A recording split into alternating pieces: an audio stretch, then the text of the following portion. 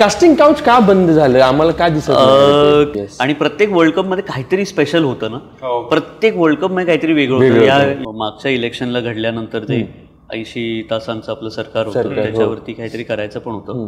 Big boss मध्ये वगैरे जायला आवडेल का तुला? मला ही परिस्थिती जर खरंच कोणाच्या आयुष्यात घडली तर काय होईल म्हणणं जे आहे ते आपण आपल्या भाषेत जितकं ताकदीने देऊ शकतो तितकं कुठल्या दुसऱ्या भाषेत देणं खूप अवघड जातं. माझ्याकडे नाही याचं उत्तर. मी वसंतराव हा मराठीतही तेवढा चालला नाही.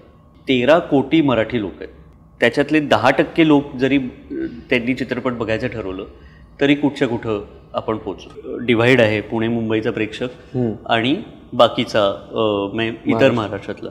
त्यांना आपण खरं प्रोड्युसर म्हटलं नाही पाहिजे. होय, अनुभव नाही, सर्च हिस्ट्री बघू कसं.